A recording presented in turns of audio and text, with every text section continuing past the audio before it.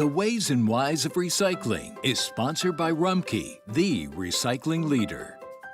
My name is Jeff Snyder, Director of Recycling at Rumpke Waste and Recycling. Today I want to talk about the most frequently asked questions when it comes to curbside recycling. What can go in your bin and what can't go in your bin and the reasons why. Probably the number one question that I get is, what do I do with lids? Do I put the lid on? Do I take the lid off? When you're dealing with plastics, put those plastic lids back on those containers. We're talking about jugs and tubs and bottles. Put those lids back on. The lids are really small, and those small lids would fall through the process and then be a contaminant or go out the end of the equipment as trash. Another question that we get is, what do I do with lids on glass? Because lids on glass are usually metal, we ask you to remove those metal lids from the glass container because we have a magnet within the system that will recover those metal lids when they are loose in the recycling stream.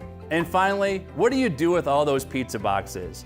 We want your pizza boxes. We just ask that there's no actual pizza left inside the box. There is one important thing that we ask everybody to work on, and that's not putting hazardous materials in your recycling bin. A couple of examples of that would be pool chemicals, it would be batteries, it would be paint cans. Those type of items are not permissible in the recycling stream. Please dispose of those hazardous materials by contacting your solid waste authority. For a full list of Rumpke's acceptable items, visit rumpke.com, the recycling leader. The Ways and Whys of Recycling is sponsored by Rumpke, the recycling leader.